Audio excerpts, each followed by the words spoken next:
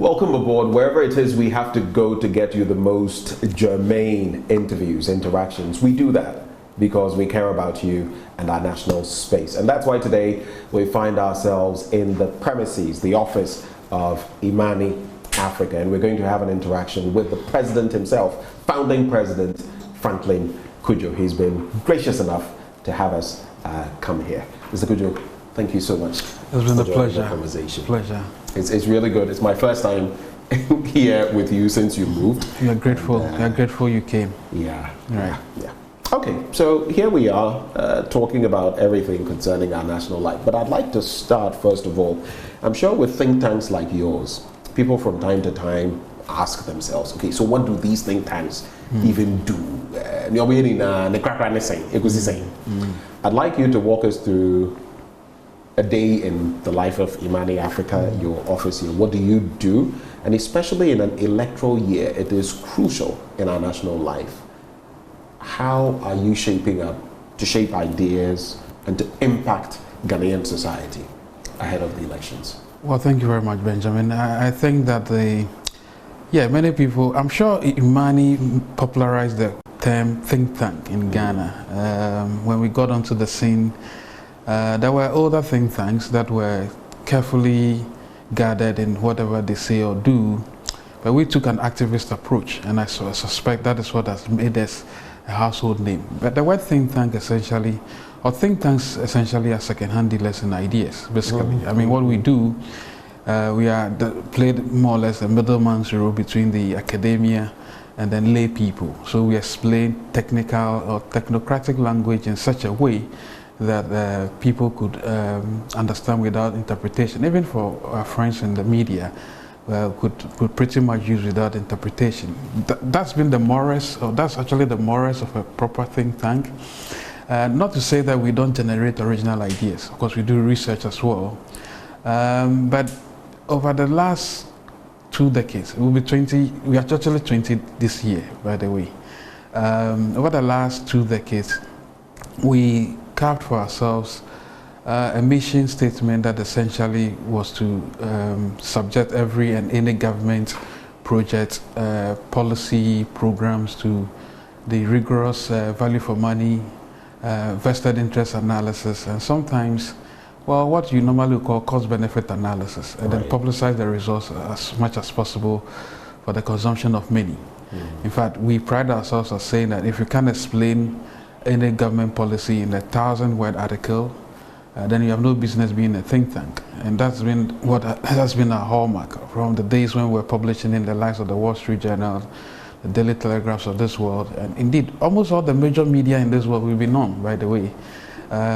Those have been our hallmark. So explaining technical language in such a way, or explaining policy that makes it sexier for people to relate. And politicians don't have enough time. So if you are telling them, if you want to impress them, give them a policy position, you don't have to come with, you can do all the 1,100-page policy paper, but they need just a quick read. Yeah. And that is proven, in our case, it's worked quite well. And that's what endeared us to the country when we came onto the scene, for which the term think tank has been quite popularized right now. Okay, so and you've done exactly that very succinctly. You've put together 20 years of work and how you've impacted Ghana. Right. But especially in an electoral year, you've seen many electoral cycles, presidential, parliamentary, and now we are at a crossroads again. What is going to be the output of Imani Africa in a year like this? The MPP on the one hand is saying they want to break the 8, which has not happened before in our fourth Republican experience. The NDC wants to have a former president return as president, which has also not happened in our fourth Republican experience. And then there are some other stalwarts who also want to take up this position. But how is Imani Africa going to help shape ideas in that regard? Well, we do not care about any of those scenarios at all. In fact, what we care about is what we started somewhere in the year 2008. Also at the time, the NPP wanted to break the 8. Don't forget, Akufo Addo was the flag bearer at the time.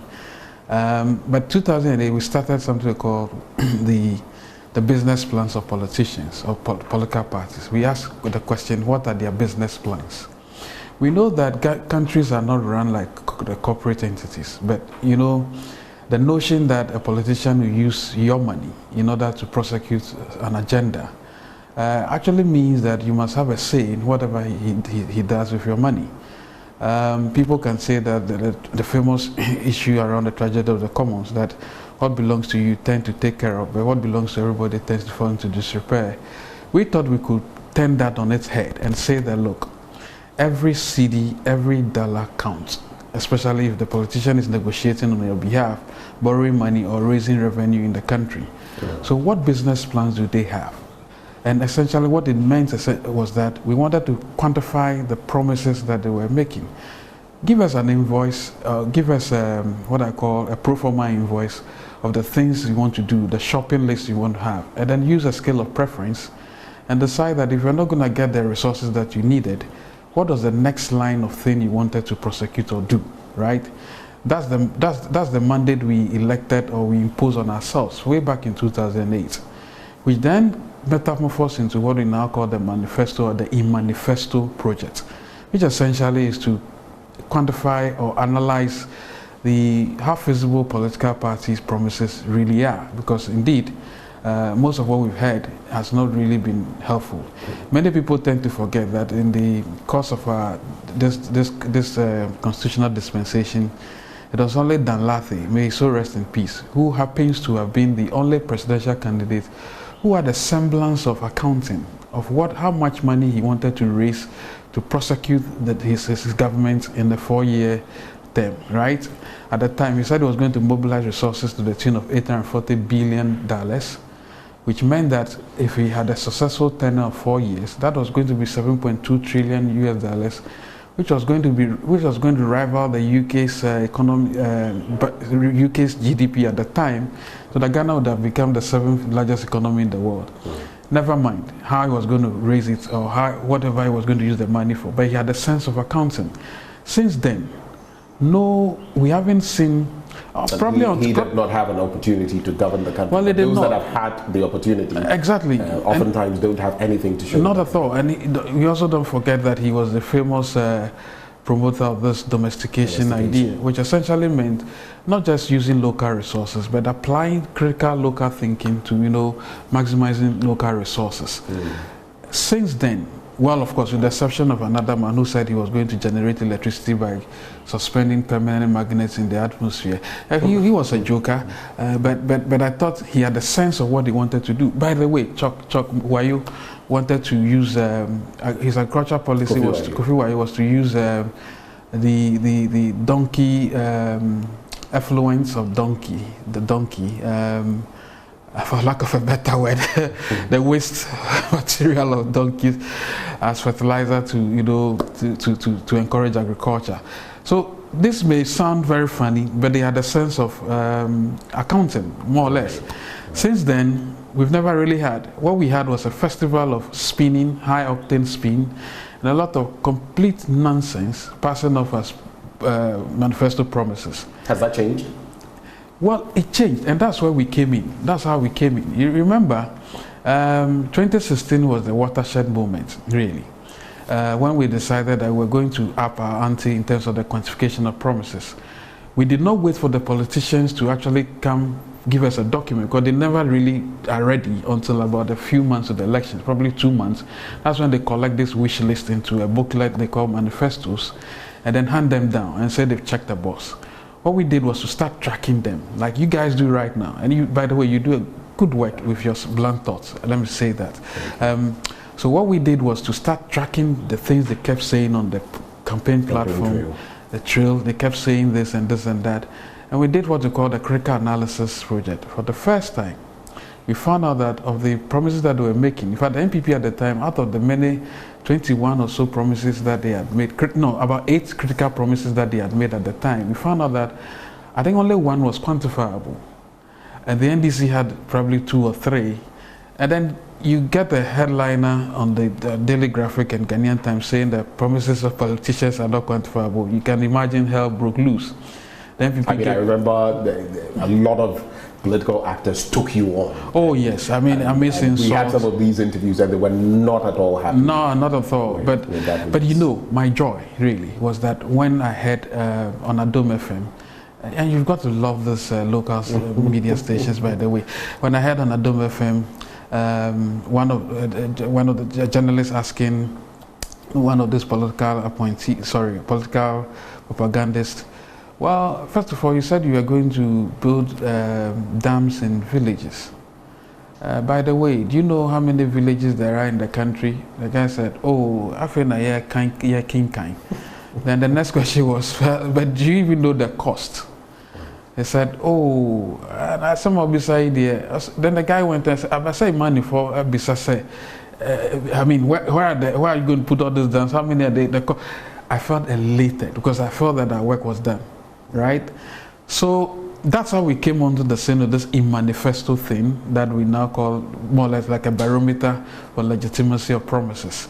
And I suspect that that's what we'll do. By the way, we have an excellent relationship with multimedia, obviously led by Evans, and I think we did a lot of good work the last election, and even before then, in this particular enterprise we call the Manifesto Project. We may turn a few things, we pivot a few things around this time around, and what we intend doing this time is actually to ask ourselves, what is the perfect or near perfect country we want to be like?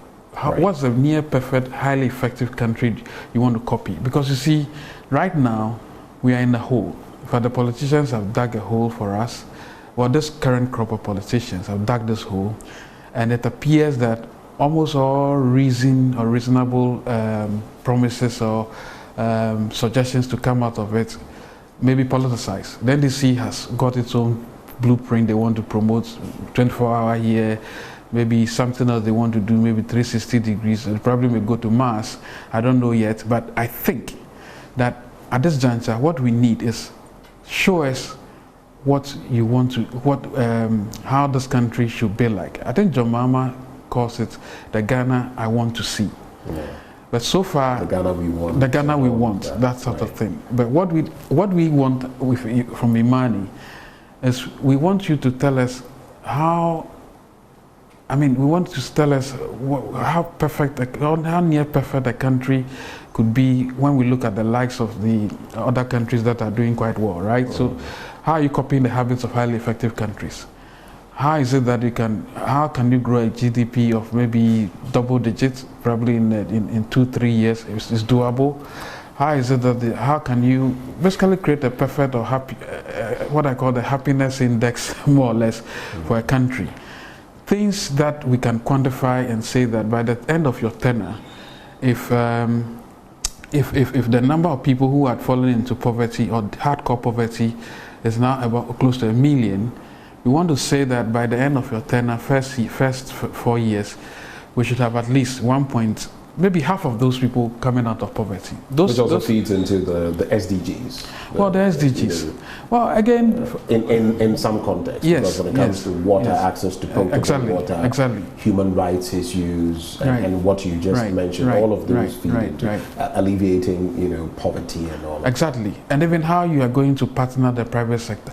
For far too long, the private sector has been at the beck and call of political actors, only for the purposes of greasing their elections, but not necessarily as partners in development. But this administration, for example, has said, touted time and again, the private sector is the engine of growth.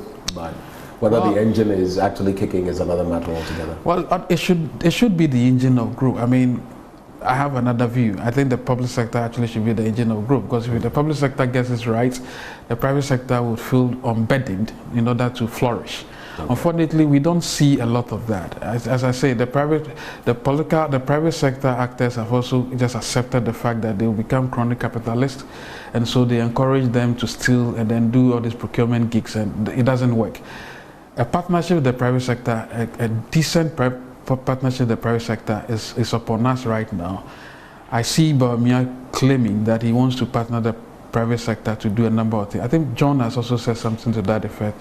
Alan has also said something to that effect. But I want to see, or we want to see, a permutation where the private sector, well resourced, should take over at least 70% of public works and actually build properly for it. Sometimes we think that if the private sector takes over, they will price out the poor. It's never really happened. As we speak, the poor buy water at higher prices than the rich, as we speak right now. So all these old socialist champagne thoughts that when the private sector comes on board, the poor would be burdened or the poor would become poorer, is unfounded. Of course, in this part of our environment, it can happen because the relationship is not a good one. It's a chronic capitalist one and doesn't endure to the benefit of anybody. I don't know whether you've cited the Ghana at 100 document, but it's the NDPC's document. Right. Maybe you should take a look at it because it also talks about the future Ghana by from 1957 to 2057 after 100 years. And if you look at some of the things in that document, I mean, having a GDP of about, whether nominal or otherwise, of about $3 trillion and all the other things that we aspire to versus where we are, then you realize that it's a long way catching up, even in terms of unemployment statistics and purchasing power parity, among others. But that's a discussion for another day. All these things we're talking about, elections and everything in between, there's a crucial element, the Electoral Commission. Right. And some people have railed against the Electoral Commission, others have lauded the Electoral Commission. But from where you sit, with what this crop of electoral commissioners, including the head, G. Mensah, have done, how do you assess them? And there are topical issues. The use of indelible ink being scrapped or taken off.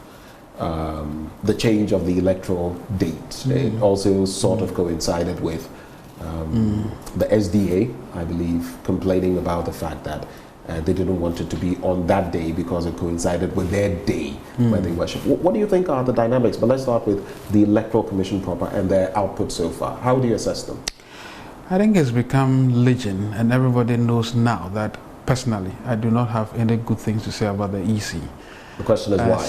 The first two things. One, on the cusp of the elections 2020, they denied my people. Don't forget, I'm a native of Sal, and a good one at that. Santo Kofi, Akwafu, Lolobi. Right. I'm from Lolobi, Kumasi, by the way. They clandestinely, without, we didn't even see it coming. On the eve of an election, they just sent a note and said, well, my people cannot take part in an election, well, the parliamentary election. No good reasons were given, except, of course, recently in court at home, where one of the officers said, well, they are sorry for what happened. Well, sorry doesn't cut it. As we speak, Jane Mensah and her cohorts have never, for once, apologized for that particular singular act of what I call, I won't describe it use any other adjective, but that singular act of infamy, disenfranchisement, they've never apologized. And with the backing vocalists in government, the local government ministry, as well as the government itself, no apology, nothing has been done to ensure that particular debacle was actually undone. And we are still in court. The courts also frustrated us for a very long time. The EC, I found out, was just not interested. What will an apology do? What will the apology do? Well, the apology probably wouldn't do much, but it could be soothing to the pains of people who have been basically chucked out of chucked out of the map, the Ghanaian, should I call it electoral map or economic map. But I thought that the EC itself has a lot of questions when it comes to procurement. By the way, let me probably leave all of those. It's interesting you bring up procurement. Yeah, procurement because it's the same angle. The devil is, some have said, I spoke to a presidential candidate recently and he made mention of the fact that if we got procurement right, a lot of our problems in terms of wastage would be dealt with in this country. And I agree with him. Oh, of course. Dr. Bawumia has said, we will get to his plan for Ghana, but one of the things he said is that he would make public, procurement open contracts so that there will be public scrutiny, among others. We have the infamous issue of Ejenim Boateng Ejei, the former PPA boss, and everything that goes on in there. So, and to add to that, we know that the former EC's chair, Charlotte Osei, she was literally taken out on the back of some procurement. So once you bring in procurement, I at least want you to dwell on that for a bit. If you thought that Charlotte Osei was taken out, and at the time we supported that idea as well, that Charlotte had issues and probably needed to go. But if I look at the sins Charlotte was said to have committed against the sins Jean had committed when it comes to procurement, it's like day and night, really. I mean, to think that they threw perfectly working biometric machines away in 2020 to procure new ones, and did so with under very crooked procurement procedures, was quite shocking, astonishing. So we could have saved close to $150 million without having to buy new procurement materials at all. I mean, famously, I remember we looked at some of their procurement, the tendering process, the processes of awarding the contracts, and the marks that were awarded were not in consonance with what ideally should be the arithmetic at primary 2. They calculated 85 plus, was it 85 plus 14 to be 103. And we saw all the shenanigans, all the way the procurement could be rigged, to the extent that the persons who were supposed to be tender committees were not qualified, right? So you are right. When it comes to procurement, the EC is it's just one aspect of the whole enterprise of procurement. But I think substantively, the EC's mandate must be one that says they want to grow with everybody, or they want to organize or supervise elections for everyone and not for a segment of the populace. Often they act as if they are very interested and vested interest referee, right? I mean, this whole idea of the indelible ink. What exactly does it hurt to have that if your biometric machines actually fail on that day? It makes sense. I mean, this whole idea of having elections round up around 3 p.m. I mean, not too long ago, I remember the district elections where I was just about to mention have all these problems as well. Yeah. So why would you impose an impossibility for yourself? But on the other hand, you could say they could set the time at 3 if there's the need to exceed and go to 5 or even later, then they get there, right? Well, having been known for very capricious decisions, I don't think it is in their interest to be setting these what I call annoying estimates or timelines. Because what you do is just to alienate your the people you work with, and alienate voters. And then what's the point in getting insulted all the time, right? And so I thought that the EC, unfortunately, Jean, who was part of us and civil society, had been a complete turncoat, and it's quite worrying, really. You feel that when she was with you in civil society, I mean, her utterances and all of that, versus now being electoral commissioner, there's a shade of difference. And obviously, yes. I mean, and she had no reason not to act the way she was while with civil society, because clearly, what does she really have to lose? Except to say that you apply the very skills that you've catered to or curated while in civil society. But that's what, because for a very long time, most of us in civil society felt she had taken her own path and decided to do whatever she wanted to do. And I think these elections are crucial, and the least they can do is to ensure that there are no problems or challenges. This whole thing about regional collation of votes in itself, I think Ofori-Atta said it not too long ago, that it was a completely silly idea, because then that could lead to all kinds of skirmishes like the one that led to the killing of about 7 people who up to now we haven't really had any real, we don't even know who did it, right? Yeah. So interesting dynamics. I still want us to stay with voting, especially as 2024 is so crucial. And I'd like to go back to the standpoint of the major political parties, the MPP and the NDC, and that is not to denigrate to the other parties, the CPP and the rest. I would have wished that there would be a third wheel, third force, and that maybe there will be some conglomeration of some of these parties, but that has never worked ever since Busitano and everything else till now. But when you assess the promises that are being made, one more time, and we are looking forward to what you will come through in terms of assessing their practicality or otherwise. former President Mahama, for example, says, I can do with about 60 ministers. You would ask, why not then? Why now? He says he would scrap the e-levy. You could give him that. But how about some of the nuisance taxes, so to speak, from back then? He's even been speaking about our power situation and everything in between. Of course, he did something about that, but that also left a bit of a mess in terms of our debt and all of that. He's proposed a 24-hour economy. On the other hand, you have a Dr. Baumia who now says he's the driver's mate, not the driver, and that he would also scrap the e-levy, take away the 10% betting tax, take away the 15% VAT on electricity if it is still on the books when he comes through, among other proposals, scrapping or making national service optional, public scrutiny of contracts and all of that. When you weigh all of these promises that are being made, left, right, and center, what do you see, and are they real enough? What are you reading between the lines? Well, politicians will never stop making promises.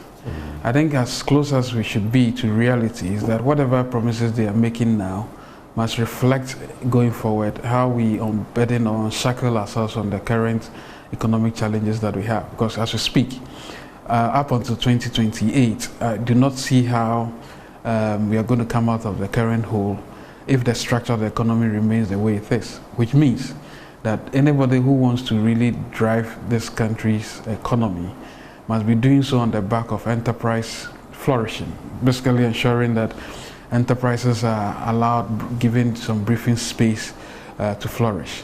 But is that a realistic thing to think about? One, well, government itself has crowded out private enterprise in terms of securing loans from the banks, treasury bills and all of that. And we are also under the stringent hawk-eyed management of the IMF. Is that a reality?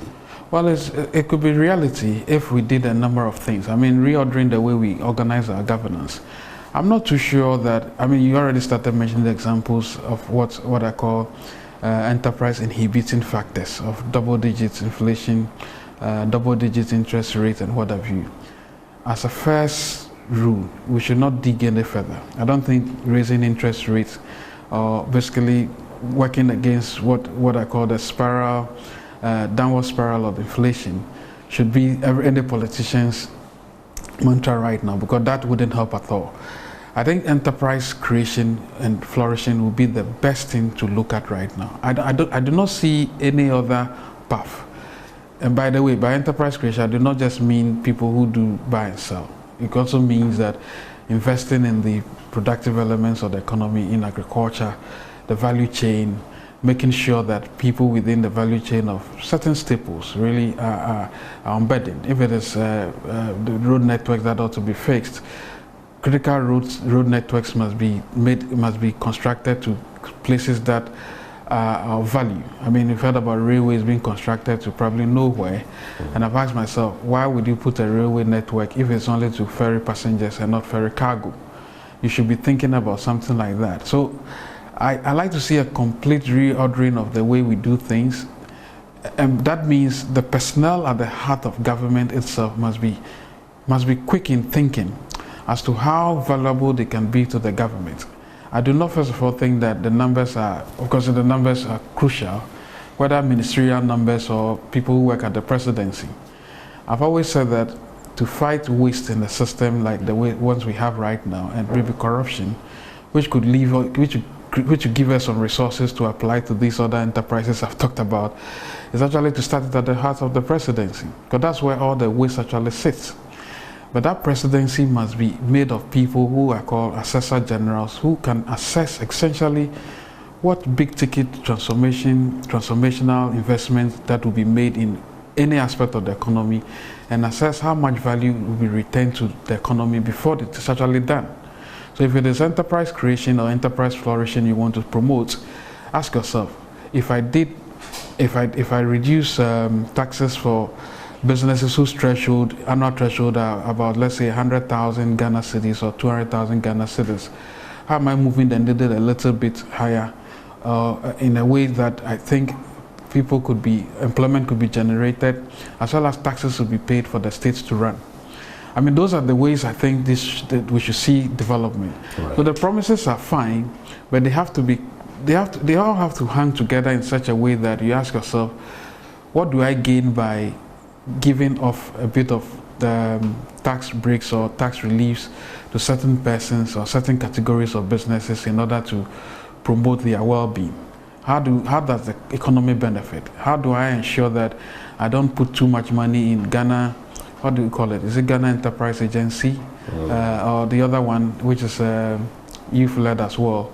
There's the Ghana Enterprise Agency, and then there's the, I've just forgotten the other name. But how, even if you want to invest in such things, how do you do it in such a way that at the end of the day the economy benefits? So promises galore, but if they all do not point to moving the needle in such a way that the economy, we can realistically calculate how much value be added to the economy, all these promises will come to naught really. And I think that so far the whole conversation about partnering the private sector, for me, to unburden the public sector when it comes to critical infrastructure like roads, bridges, even hospitals and schools, could be useful, because once you do that, it frees up a lot of resources that the state would rather not burden the ordinary citizen to undertake. If you can do that alone, you are fine.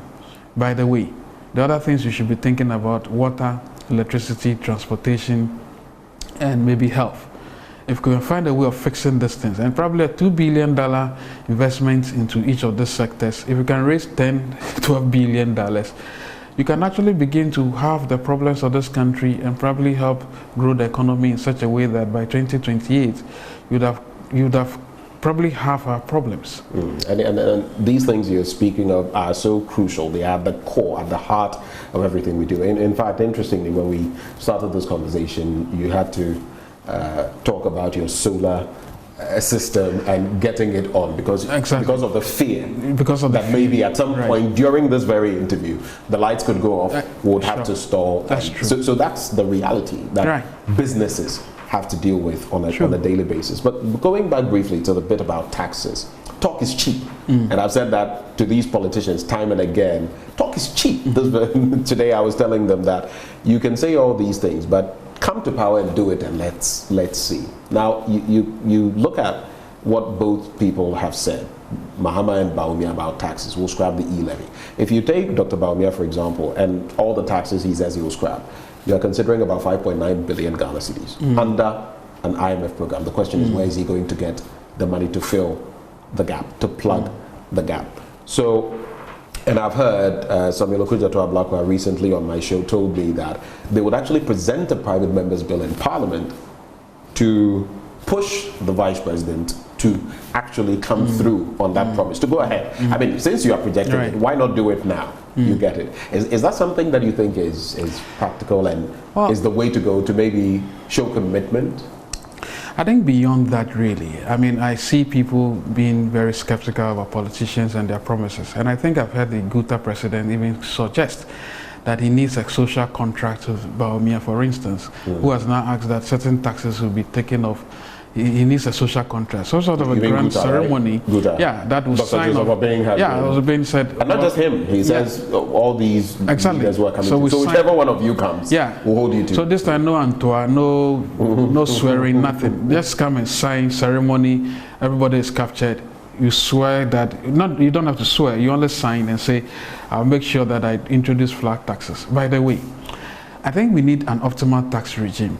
And by that, what do I mean? Essentially, what are the things government ought to do? We need to come to that conclusion or realization and ask ourselves, what do we really want our governments to do for us? Do we want our government to do free SHS and then create what I call refugee status in most of our campuses? Is that what we want? Or we want a partnership with parents, so that parents can pay a bit of it? What exactly do we want our governments to do? Do we want our government to keep on building hospitals or build roads without tolling them? Or the private sector should do that? Once we answer this question properly, even prisons could be built by the private sector and probably managed better. I would certainly, if prisons were set to be sold today, I'll look for money to buy.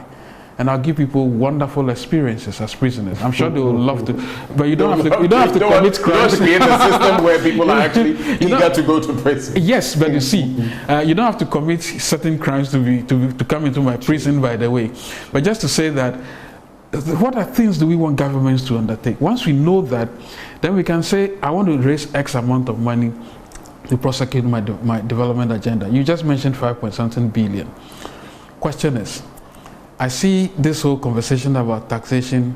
We can reduce it to this flat tax revolution. I'm a huge supporter of the flat tax revolution, by the way. I was on a panel with the former Estonian Prime Minister when we spoke about it. There's been a lot of talk about. Oh yes, about Estonia. And I remember those times. Yes, we were discussing how countries could build bulwarks against poverty and all of that. And I remember very well when Matla, his name was, mentioned that this is what he did for his country at the time. This flat tax thing cures so many other things. So VAT, input, output nonsense gets stopped. You actually graduate the tax, the flat tax. So you do it 3%. And even this flat tax thing goes back, way back in Ghana, to my conversations with the late Finance Minister Barredu. We're traveling to his village somewhere, I've forgotten what year it was, I think 2000, and I remember the year. I was then chaperoning Garfield High School, a technology school based out of Seattle. We're building computer labs in the country. So when he was education minister, we were traveling to most of these centers, technical institutes, to go and see and establish computer labs. And then we saw women who were selling oranges, and we stopped and basically wanted to buy and started asking them questions. And they started lamenting about their problems. They don't sell much, it gets rotten, and then the people come and collect lampo duties and all of that. So when we got into the car later, we got talking, and I said, well, you know, these people could be helped by, first of all, the tax or the tolls have to be determinate. They should be, people should know that this is the amount it is. It's not wavy, you don't change it all the time. It should be graduated. Well, thankfully, when he became finance minister, one of the first things he did was to actually introduce flat tax for businesses whose threshold were up to about 10,000 Ghana cedis at the time, 3%. So it's not new. What Boamia is suggesting could be done and could help unburden us from all this VAT nonsense, which gets all these VAT collectors go and have arrangements with entrepreneurs and pocket some of the money. We don't need that.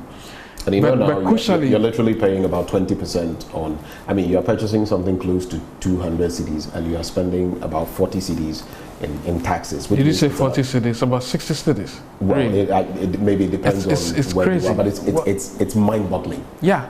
You make a purchase and you look at the tax component, and we are even asking why we're still paying the COVID-19 levy. But you ask yourself, how much of that does the government really need? If the government can stop doing very stupid things, like obviously giving off freebies to people who do not need it. Tax waivers, among others. Well, look, can you imagine this administration in its dying days is giving 12.5 billion cedis, 12.5 billion cedis in tax exemptions to what the opposition has called its cronies. And possibly true.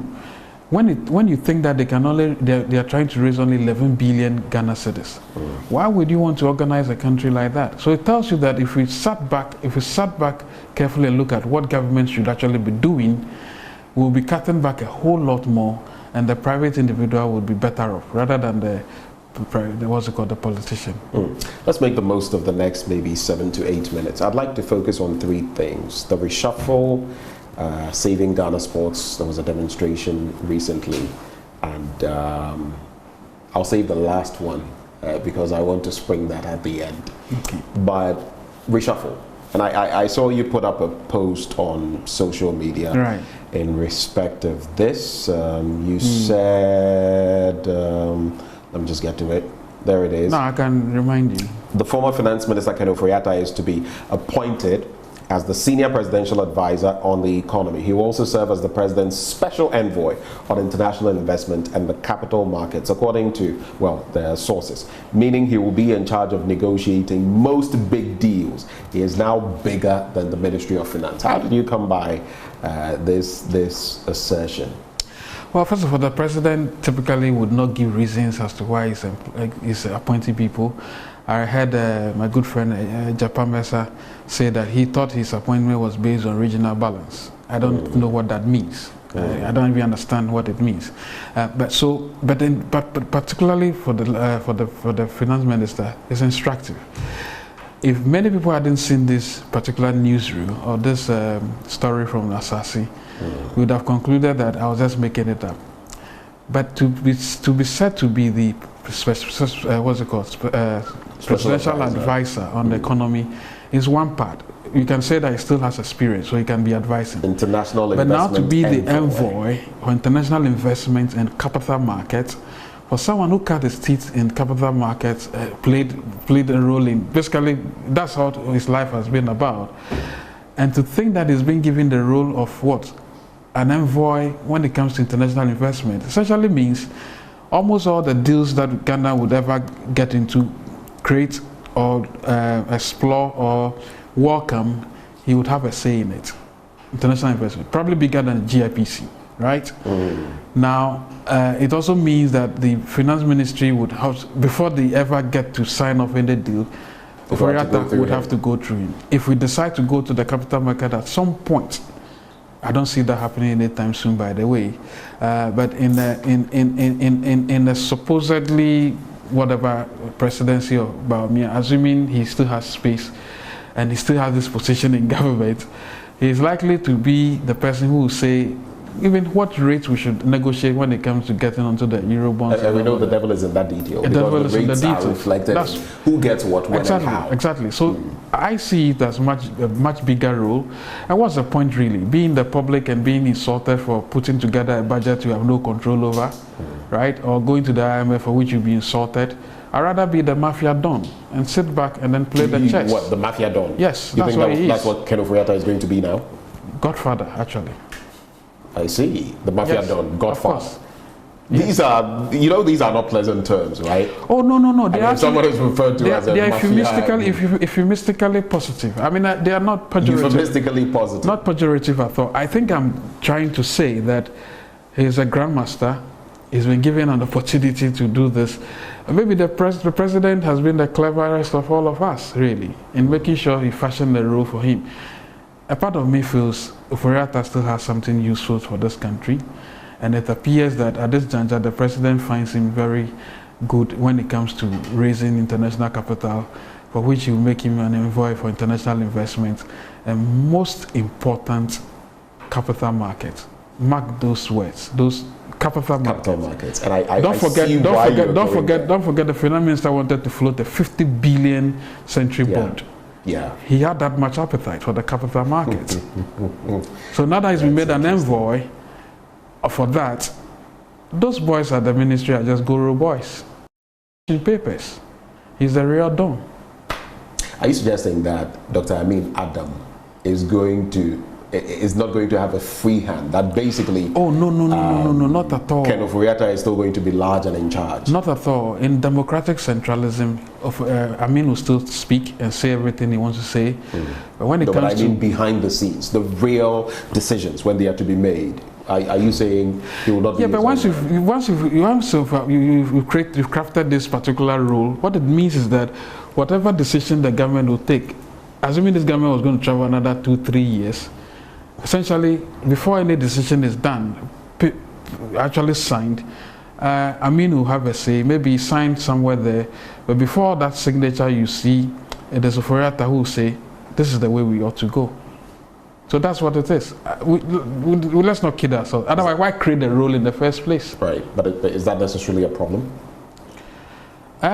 Maybe not, but I'm just giving information and saying that once you say someone is actually gone, he's really not gone, and this time he's rather much more influential than you thought he was not going to be. Let's quickly focus, just briefly, on some of the other appointments. Are you enthused by any? Dr. Okuboi, former Deputy Health Minister, now he's going to be the substantive, the Deputy Information Minister. At least that's refreshing. Well, a female is now going to take over from Cudjoe Nkrumah, who's moving to another ministry, I believe works on housing. You have Henry Quartey now becoming the Interior Minister designate. Ambrose Derry moving to become a Minister of State at the presidency, among others. Darko Newman coming through gender. I mean, there are so many of them. Lydia Al-Hassan is in now. I mean, any that excite you? Collectively, they would add no value to the economy, which is what I think about a lot. Because once they settle, 6 out of 9 of these ministers, by the way, nominees, are going for re-election.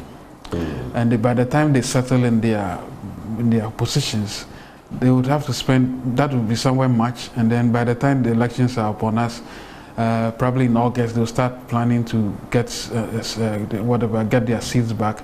They have just 4 or 5 months in the row. What value would have been added, right? But as individuals, a few of them obviously are quite stellar. I mean, Okoboy, having been a deputy director of what's it called, Health and Chebi somewhere, came to Kolebu, NHIE, and he was being a deputy minister of health before. In fact, before he lost his seat, and then he's an excellent brain and head and hands, no doubt about that. I don't know what much he's going to do between now and then.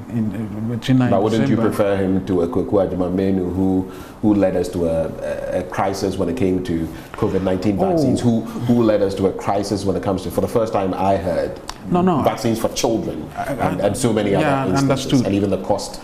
Yeah, understood. But I'm just looking at what value addition within these few months really would have happened. Nothing to do with the abilities of Okoboy at all. So it's about time. There's no time for him to do anything. Can he do? Except, of course, maybe he can do something he himself talks about when it comes to exporting nurses and doctors abroad, which he thinks will be a significant value foreign exchange earner for the country. But even that has to be within the broader policy of government. So for me, the reshuffle did not cut it. The part of the reshuffle that I thought should have happened was a realignment of measures, a cutback of the ministries. By the way, people suggest if the president had done that, then Bawumia would have nothing really to be promising people, because the president would have started doing it anyway.